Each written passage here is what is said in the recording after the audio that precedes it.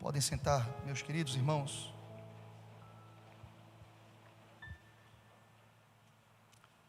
Eu queria que você fosse para mais um texto do livro de Gênesis, desta feita ao capítulo 8 do livro das origens, do livro do princípio, do início, dos estabelecimentos da parte de Deus, das normas estabelecidas por Deus, daquilo que Deus quer e requer de nós como conduta.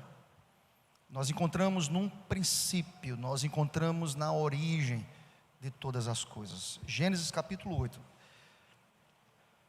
Vocês sabem que, para quem está acompanhando essas ministrações, nós ministramos alguns domingos atrás a experiência de Gênesis 6, sobre o fato salvador, misericordioso, em que Deus providenciou uma arca para preservar, para conservar, sobretudo, irmãos, para tipificar Cristo Jesus. A arca é um tipo de salvação no Antigo Testamento. Nós tratamos sobre isso, nós já ministramos para os irmãos acerca dessa verdade, e isso tipifica muito bem a manifestação, irmãos, do pacto de Deus com Noé e sua família.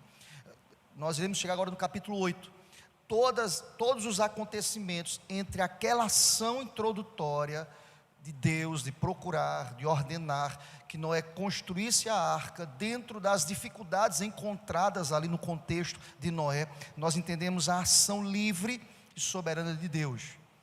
Deus preservou, Deus cuidou, Deus selou a porta por fora, Deus livrou, Deus soberanamente ditou todos os passos daquela família. Chama a minha atenção agora, motivo da nossa reflexão nesta manhã, o que está escrito no capítulo 8, do versículo 20 ao versículo 22. O primeiro ato dessa família, ao sair da arca, ao vivenciar os livramentos de Deus sobre a família. Gênesis 8, versículos 20, 21 e 22, está escrito: levantou Noé um altar ao Senhor, e tomando de animais limpos e de aves limpas, ofereceu holocaustos sobre o altar. E o Senhor aspirou o suave cheiro e disse consigo mesmo: não tornarei a amaldiçoar a terra por causa do homem, porque é mau o desígnio íntimo do homem desde a sua mocidade. Nem tornarei a ferir todo vivente como fiz. Vamos ler juntos o versículo 22, toda a igreja. Enquanto durar a terra, não deixará de haver sementeira e ceifa, frio e calor, verão e inverno, dia e noite. Seja bendito o nome do Senhor. Irmãos, é interessante, chama-me a atenção aqui, que o retorno à terra seca desta família, irmãos, repito, através da misericórdia especial de Deus para com essa casa, essa misericórdia que salva, essa misericórdia que é fruto dos lábios do próprio Deus. Deus se comunicou com Noé, Deus falou, Deus se revelou de maneira especial para essa família, dando todas as diretrizes necessárias para que a arca fosse construída e, sobretudo, para que essa família fosse preservada. Tipifica Jesus.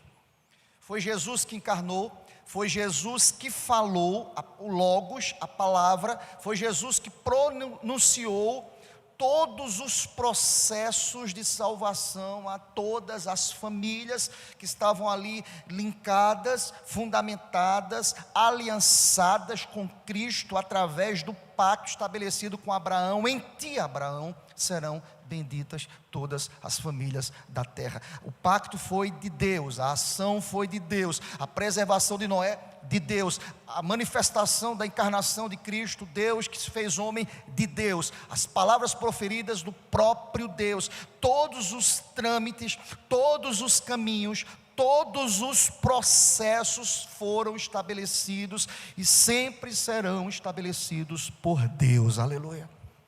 Aqui nós estamos agora num pós-dilúvio, depois de toda aquela tormenta em que a terra passou, depois de toda luta. Aqui nós estamos com os versículos que apontam, que sinalizam a pisada, mais uma vez, ou o retorno de Noé e a família à terra seca. E é interessante como Noé trata essa questão.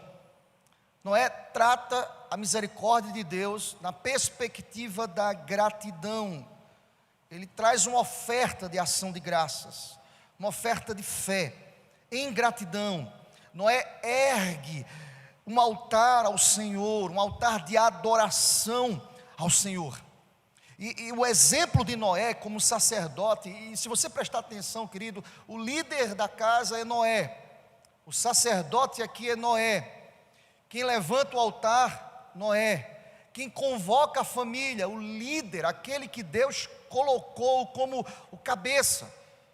Alguém pode dizer ou argumentar: pastor, meu marido não é crente. Nós temos dito aqui, Paulo vai nortear isso, Paulo vai trazer normas em relação a isso. Quando o marido não é crente, naquele contexto entre os gentios, em que às vezes a mulher era alcançada pela graça de Deus e o marido não, e a pergunta ali no capítulo 7 de 1 Coríntios versa sobre questionamentos acerca das famílias, e Paulo traz uma recomendação, ou melhor, Paulo traz uma norma para aquelas famílias, dizendo: olha, se o teu marido não foi alcançado pela graça, se o teu marido não é crente, aquela mulher que é santa, santifica a vida dos maridos e também dos filhos. Seja bendito o nome do Senhor.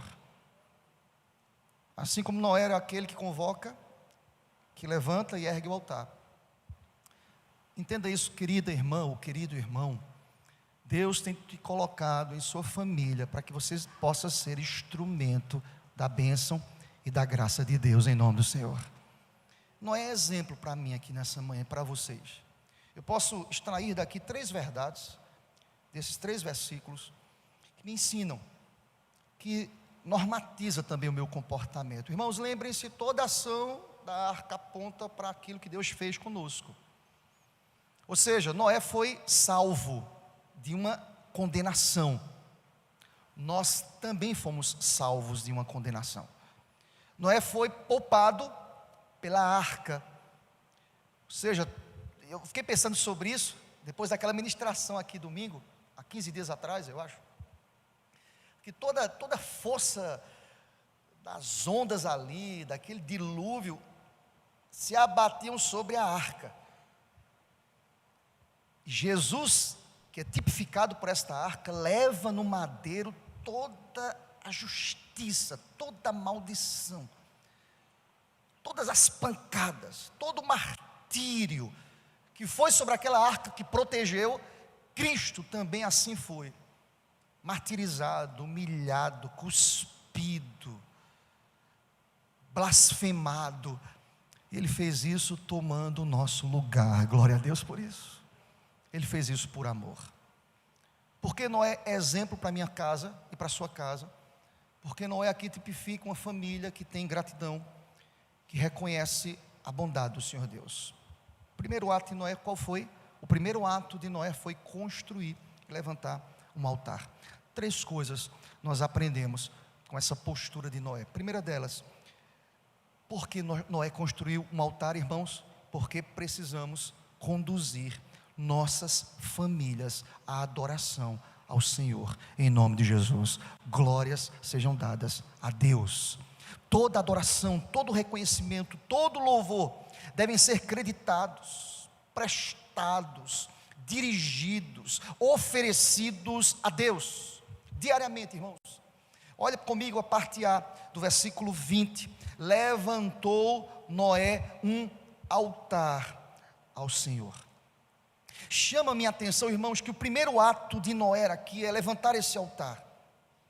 Depois que ele é abençoado, depois que ele é alcançado pela misericórdia de Deus, ao sair da arca, o texto reclama do meu coração, da minha compreensão, da minha mente, a ideia de que Noé agora, ao descer da arca, ele reúne a família com gratidão em pisar em terra firme e dizer: Deus, seja bendito o teu nome para sempre.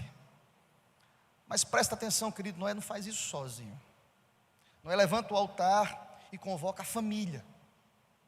Eu tenho certeza, irmãos, que esse momento, claro, eu gosto de imaginar o texto, eu tenho certeza que eles se abraçavam, eu tenho certeza que eles choravam juntos. Eu não sei vocês, mas eu já fiz algumas viagens em que eu passei por muitas turbulências, e lá no céu, meu irmão, a espiritualidade é mais aguçada, não é verdade? Você fica mais consagrado, irmãos. Você pega uma turbulência, você está ali: Deus, Tu és o Deus de todas as coisas, os céus proclamam Tua glória. Você começa a citar os textos, né? E quando você vem de uma viagem dessa, muita turbulência, terrível, viagem pesada, tensa, você olha para o lado, cada um se apega ao que tem de fé. Tem gente que pega o texto, tem gente que fica fazendo o sinal da cruz. Eu vejo que tem gente que fecha os olhos: esse é crente, é do time, vamos orar aqui em nome de Jesus, esse é do time. Mas quando você vem de uma viagem dessa, que você pisa em solo firme, eu não sei vocês, mas já passei por isso. Quando eu pisei, eu disse: Deus, glória a Deus, Senhor, como é bom pisar em terra firme.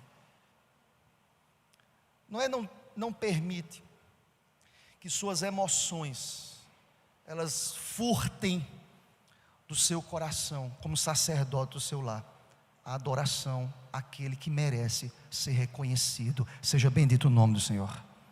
O exemplo de Noé aqui para mim é o exemplo de que eu preciso carregar. Nós precisamos conduzir as nossas famílias à adoração ao Senhor. O texto diz que ele levanta um altar. Notem bem, irmãos, o texto vai dizer que esse altar ele é construído, ele oferece animais. Se você olhar, por exemplo, querido, aos versículos 18 e 19, olha comigo, o texto vai dizer o seguinte, volta um pouquinho, 18 e 19: Saiu, pois, Noé com seus filhos, sua mulher e as mulheres de seus filhos, e também saíram da arca todos os animais, todos os répteis, todas as aves e tudo que se move sobre a terra segundo as suas famílias. Ato contínuo, levantou Noé um altar de adoração ao Senhor. Perceba comigo, querido, que, por exemplo, a palavra altar significa lugar de sacrifício. Perceba que quem preserva esses animais a serem oferecidos, animais limpos, foi o próprio Deus. Foi Deus que estabeleceu os passageiros, se eu posso chamar assim, dessa arca. Foi Deus que trouxe as normas da arca. Foi Deus que chamou, que comissionou todos os tripulantes daquela arca. E diz a palavra que Noé, por ter instrumentos ali ao uso do sacrifício, porque foi Deus que providenciou, é Deus que providencia tudo, irmãos, presta atenção, faça um link. Se eu estou aqui hoje, é porque Deus providenciou saúde à minha alma. Se a minha família está aqui reunida, é porque Deus tem preservado a minha família. Se nós estamos adorando a Deus, é porque primeiramente Ele se fez maldito em nosso lugar, aleluia. Nada foi produzido, promovido pela ideia e pela mente de Noé. Tudo foi promovido por Deus. O que é que Noé faz? Noé pega a essência de adoração recebida desde a origem, onde, irmãos, Caim e Abel já sacrificavam. Se você prestar atenção no sacrifício de Caim e Abel, o texto não vai dizer lá, no capítulo 4, que eles construíram um altar, mas fica implícito que já havia ali um conceito de altar, de construção. O primeiro registro bíblico de construção de um altar está aqui no capítulo 8, mas ele recebe isso como herança, irmãos. Deus já havia orientado. O que é que Deus faz? Deus já sabia.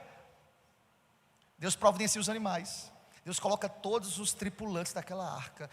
Deus faz isso com a gente. Deus tem revelado a palavra. Deus tem dado os meios. Deus tem providenciado esta igreja. Deus tem providenciado outras igrejas. Deus tem providenciado o seu cuidado. E nós precisamos oferecer como gratidão as nossas próprias vidas enquanto família. Em nome de Jesus.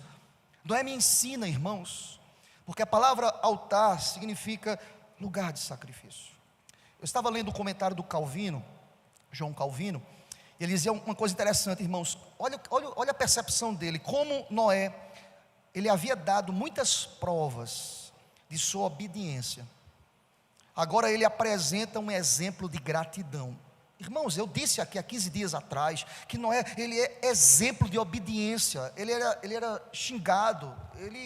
Alguém disse para ele: esse senhor surtou. Mas ele obedece cabalmente os ditames, as ordens do Senhor. Ele é exemplo de obediência também na gratidão. E vai dizer mais João Calvino: esta passagem nos ensina que os sacrifícios foram instituídos desde o início para esse fim, que os homens deveriam se habituar por tais exercícios espirituais a celebrar, a agradecer a bondade de Deus sobre todas as coisas. O que é que Noé faz? Noé constrói duas coisas. Noé constrói a arca para obedecer, e Noé constrói um altar para agradecer. Presta atenção, querido, a arca, ela já foi construída, a arca já foi providenciada, Cristo já foi à cruz, já morreu em nosso lugar. Nós devemos levantar constantemente, como família de Deus, um altar de gratidão, de agradecimento, como nós estamos fazendo aqui nesta manhã.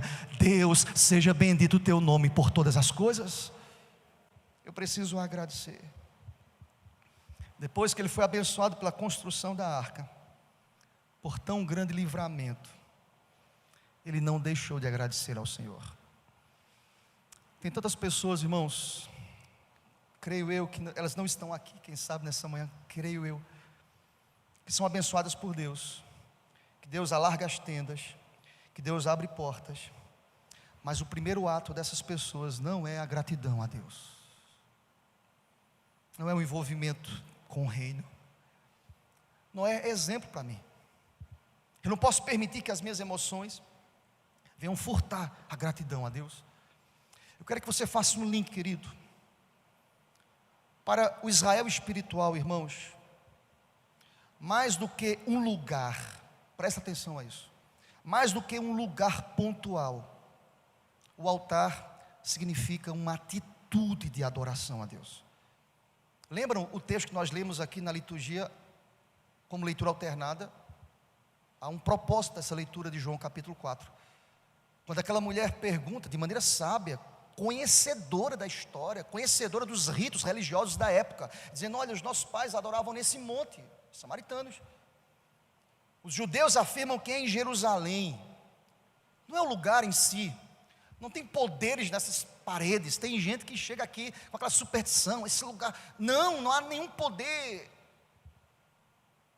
Mas Deus é que é o poder, o Espírito que é o poder, Ele é que traz a manifestação da sua graça, e nós precisamos entender, irmãos, que muito mais do que um lugar, é a nossa atitude. Nosso coração deve ser um altar a Deus, nossa vida deve ser oferecida como gratidão por tudo aquilo que Cristo já nos fez. Seja bendito o nome do Senhor.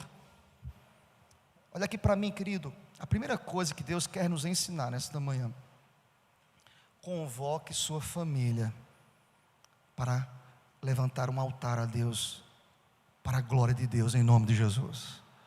Convoque sua casa.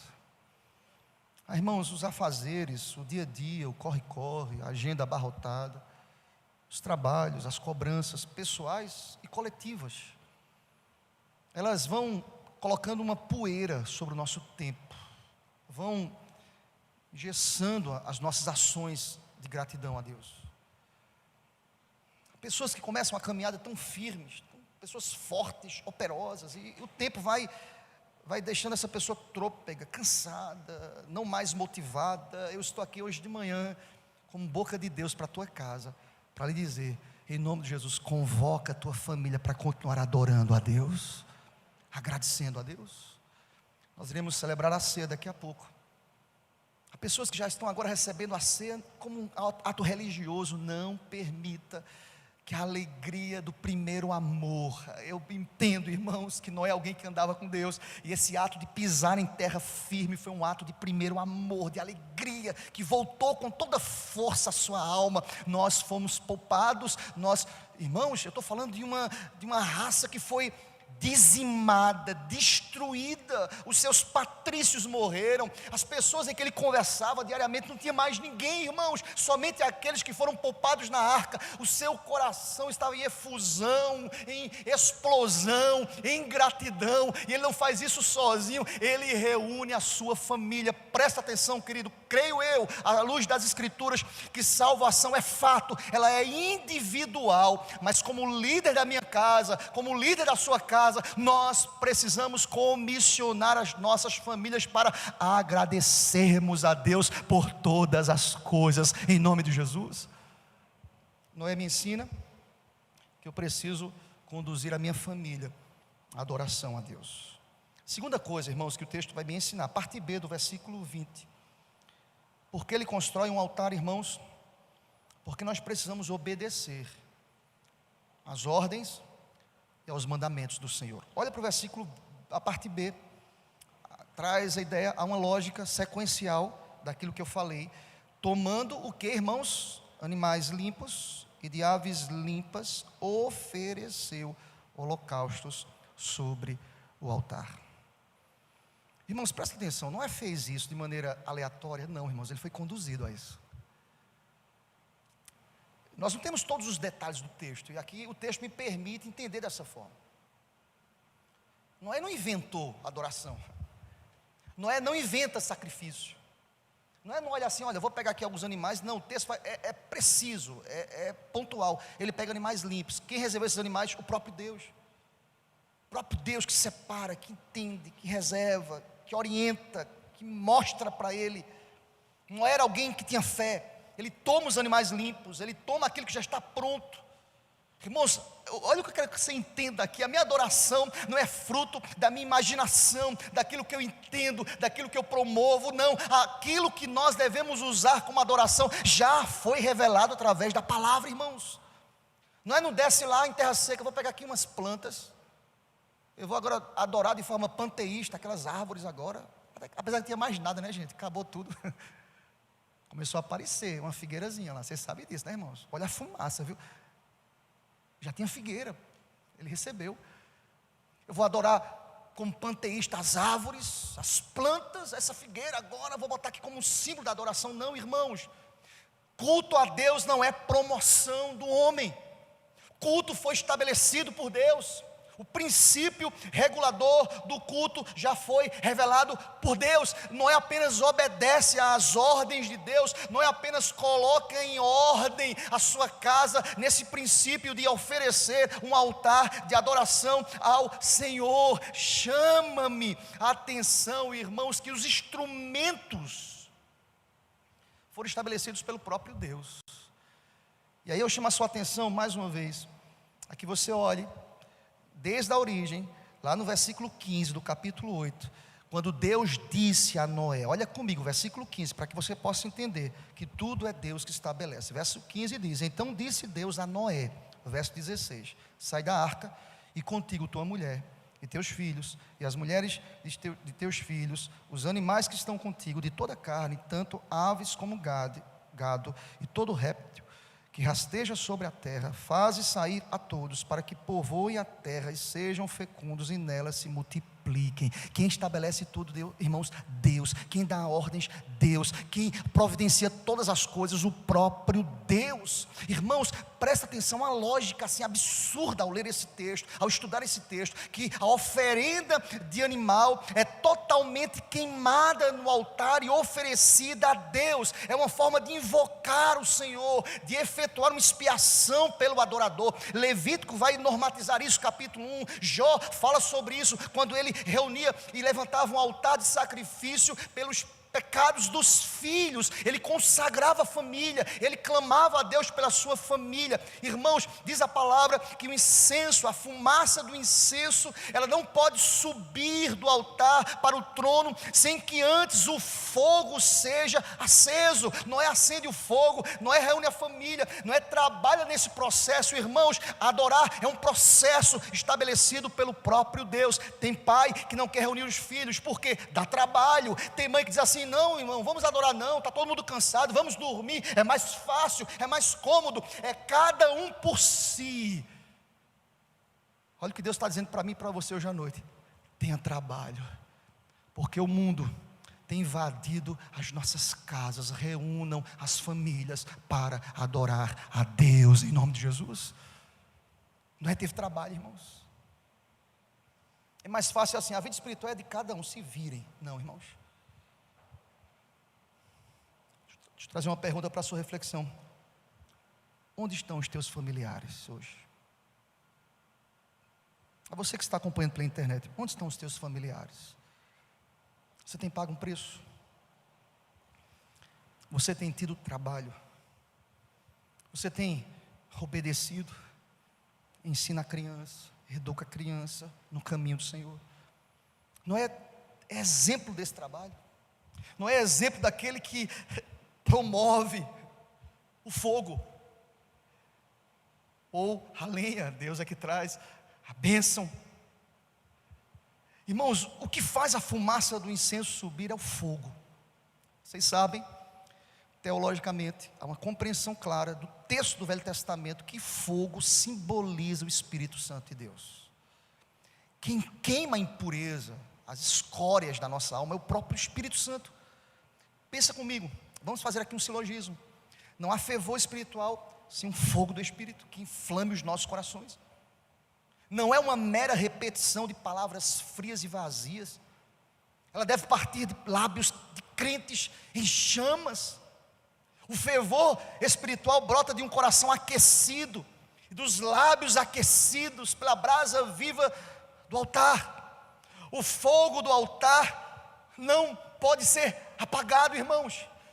Jamais. Eu preciso buscar, eu preciso renovar. Há momentos que as cinzas precisam ser removidas. É confissão, é procura, é chamada, é convocação. É o líder dizer: gente, vamos orar, o negócio está pesado aqui em casa, vamos clamar a Deus. Deus pode manifestar o seu poder sobre nós. Mas pastor, há enfermidades, há pecados escondidos, há a dureza do coração. Irmãos, não há nada que o fogo do Espírito não possa queimar. Não há nada que o vento do Espírito não possa transformar. Não há nada que Deus não possa mudar. Deus é o mesmo, glória a Deus. Eu estou aqui para dizer isso ao teu coração, em nome de Jesus. Que possamos obedecer. Há crentes que só apenas têm aparência de fogo, mas o coração não está aquecido. Presta atenção, Deus olha para o coração da gente. Eu quero lhe dizer, conforme a palavra, o fogo estranho é abominável para Deus. O fogo estranho gera morte, mas a presença límpida, poderosa do Espírito Santo em nossas vidas, como famílias benditas do Senhor, isso é algo aceitável diante de Deus, e isso produz vida. Seja bendito o nome do Senhor. Mas há uma terceira e última verdade, irmãos, eu quero deixar ao coração de vocês nessa manhã. Versículos 21 e 22. Primeiro, precisamos convocar as nossas famílias à adoração. Segundo, essa adoração é fruto da própria ordem de Deus. E em terceiro, irmãos, porque o Senhor, graças a Deus por isso, o Senhor se agrada da verdadeira adoração. Você pode dizer amém por isso, meu irmão? O Senhor se agrada da verdadeira adoração. Vamos ler juntos? Eu gosto muito dos versículos 21 e 22, porque aqui o Senhor Deus revela aqui a sua misericórdia, a sua bondade. Toda a igreja, 21 e 22. E o Senhor aspirou o suave cheiro e disse consigo mesmo: não tornarei a amaldiçoar a terra por causa do homem, porque é mau o desígnio íntimo do homem desde a sua mocidade. Nem tornarei a ferir todo vivente como fiz. Enquanto durar a terra, não deixará de haver semeteira, ceifa, frio, calor, verão, inverno, dia. Muito obrigado, Senhor. Glória a Deus por isso. Irmãos, vocês percebem o que vocês estão lendo agora? O primeiro texto diz que Deus se agrada. O queimar, o ofertar ao Senhor Deus traz um aroma agradável. Há uma lógica aqui: Deus sente prazer na obediência e no culto do seu povo. A ideia aqui é de culto, irmãos. Deus sente prazer. Deus não precisa, irmãos, disso, mas Ele sente prazer com isso. O texto usado aqui, o Senhor aspirou, o Senhor sentiu prazer, o Senhor se agradou. Aqui, irmãos, uma oferta de aroma suave e pacífica.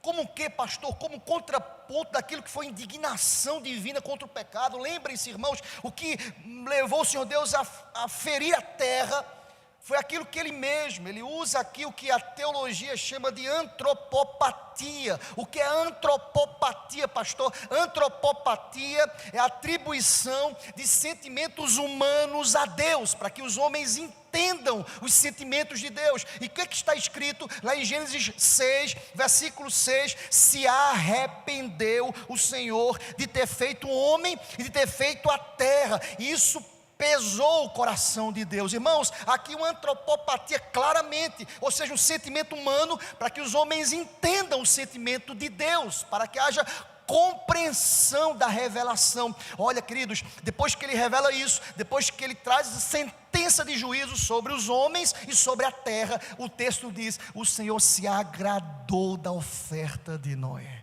e de sua família. Irmãos, o homem mudou? Não. As inclinações carnais de Noé eram diferentes dos que foram punidos? Não. E o texto vai explicar isso para a gente. Olha para mim, olha comigo. Ele aspirou o cheiro e disse consigo mesmo: não tornarei a amaldiçoar a terra por causa do homem. Por quê? Ele explica aí. Porque é mau o desígnio íntimo do homem desde a sua mocidade. O que Deus quer dizer aqui para a gente, irmãos? Ele vai continuar sendo mal, é graça. A inclinação do homem é má. O homem inclinado ao mal, as gerações futuras estariam inclinadas ao pecado. A semente do pecado estaria sendo ministrada através dos atos humanos carnais, egoístas, hedonistas. Mas a palavra de Deus diz que Ele aspirou e se agradou, porque houve a obediência de Noé e sua família. Irmãos, precisamos entender que o Senhor se agrada do culto. Alguém pode perguntar: por que eu devo cultuar a Deus? Porque Deus tem prazer no culto, porque Deus se agrada disso, porque isso é fruto da obediência, porque isso é ordem do Senhor. Presta atenção, não negocie o seu culto a Deus por nada. E olha para mim, querido, e por ninguém. Deus é merecedor de toda honra e de toda glória. Em nome de Jesus, Deus sente prazer. Irmão, se Deus tivesse recusado a aspirar o aroma do sacrifício, Ele iria dizer que estava descontente com a adoração de Noé. E nós temos textos que falam sobre isso. Levítico capítulo 26, 31, Isaías capítulo 1, era culto, irmãos, era culto, e Deus disse: eu não aceito a adoração de vocês, eu não aceito o culto de vocês, eu não aceito o sacrifício de vocês. Alguém pode perguntar: então, pastor, que bom que agora Ele aceita todos os sacrifícios, todos os cultos. Eu quero que você entenda em nome de Jesus. Sabe por que Deus aceita o nosso culto nessa manhã? Porque na linguagem do Novo Testamento, na linguagem do Novo Testamento, da Nova Aliança, o sacrifício aceitável a Deus refere-se ao sacrifício de Jesus. Toda vez que Deus olha para você, que você está adorando, Ele olha para Jesus. Toda vez que Deus olha para a tua casa, Ele olha para o sangue do Cordeiro. Toda vez que eu abro os meus lábios, digo: Deus, perdoa os meus pecados, Ele olha para o sacrifício de Jesus. Sabe por que Deus está aqui aceitando o louvor da gente, adoração? Porque nós reconhecemos que nós estamos aqui pelos méritos de Jesus. Você pode dizer amém por isso, meu irmão? É Jesus. Não há outro nome que importa em que os seus adoradores o adorem. É por Jesus. Alguém pode dizer: pastor, mas tem gente que não é nem da igreja, tem gente que vem para o culto, tem gente que frequenta a igreja, mas não é crente, e também canta louvores a Deus. Há uma expressão muito interessante, irmãos, estabelecida pelo João Calvino, que a teologia toma emprestado, que é a ideia de sensus divinitatis, que é o senso divino, e o semen religiosis, ou religiones, que é o senso da religião. Qual é a defesa teológica para isso? É que todo ser humano, na constituição do homem, todo ser humano nasceu com um senso de uma divindade, é senso de um Deus. Há quem diga que é o arquiteto, há quem diga que é o grande mestre, há quem diga o nome que seja dado a esse nome, mas em todas as etnias, todos os povos, há um senso de divindade, mas também há um senso que é semen religionis, ou seja, um senso de religião, há uma promoção de um misticismo, de uma religiosidade, porque há um vazio no coração do homem, mas nós sabemos, porque nós já fomos alcançados, que esse vazio, ele é do tamanho de Cristo, de Deus, do mediador, daquele que faz o link de Deus para o homem. Seja bendito o nome do Senhor para sempre, aleluia. Sabe o que Paulo vai dizer? Que aqueles que depositam sua fé em Cristo estão em Cristo. 2 Coríntios 5, versículo 7, estão em Cristo. O sacrifício é Cristo, a mediação é Cristo, a glória deve ser dada a Cristo. É Cristo que Deus Pai disse: é o amado. Ele se agrada do nosso sacrifício, porque Ele olha para Cristo. Irmãos, eu quero concluir essa palavra dizendo ao teu coração o seguinte: é que o versículo 22, por misericórdia, ele tem sido cumprido diariamente. Ou seja, é confortador como o capítulo 8 termina. Observem as promessas. Olha que Deus maravilhoso, irmãos. Lá no capítulo 6 ele disse: eu vou destruir, estou arrependido de fazer um homem, arrependido da terra. Capítulo 8, depois que desce da arca, eu me agrado do cheiro suave. O homem não muda, é inclinado ao mal. E ele traz uma promessa: enquanto durar a terra. Ou seja, presta atenção, a terra não será mais amaldiçoada. Não tornarei a amaldiçoar a terra por causa do homem. Outra coisa, não haverá mais dilúvios universais. Olha o texto, parte B: não haverá mais, nem tornarei a ferir todo vivente como fiz. O ciclo da natureza não será interrompido enquanto durar a terra. Não deixará de haver semeteira, ceifa, frio, calor, verão, inverno, dia e noite. Eu acho interessante, irmãos, é que a ciência às vezes apresenta manifestações de descobertas, mas eu estou aqui hoje à noite, nesta manhã, para dizer: não, irmãos, tudo já foi produzido pelo próprio Deus. Se cumpre porque Deus cumpre a sua palavra, glória a Deus, porque Ele tem promessas, e Ele cumpre cabalmente. Eu não sei se você já parou para pensar nisso, mas o ciclo normal das estações havia se interrompido no processo de dilúvio. O ciclo natural, toda a criação havia se interrompido. É como se Deus tivesse reiterado o ritmo dos dias, de semanas, as estações, enquanto durasse a terra. Sem essa garantia, irmãos, a humanidade jamais poderia estar certa que suas necessidades vitais seriam supridas. Por isso que o homem não pode bater no peito dizendo: é fruto do meu trabalho. Não, sejam dadas glórias a Deus, não a nós, mas ao teu nome nós rendemos glória, aleluia.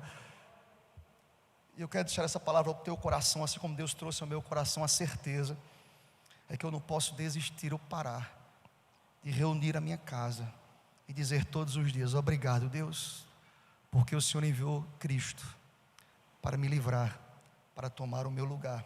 Obrigado, Cristo, porque o Senhor revelou a palavra, me orientando como eu deveria te adorar. E obrigado, Cristo, porque pelo teu sacrifício eu tenho livre acesso à sala do Pai. A Bíblia diz: o véu foi rasgado de cima a baixo. Hoje eu tenho acesso à presença de Deus, porque Cristo se fez maldito no meu e no seu lugar, aleluia.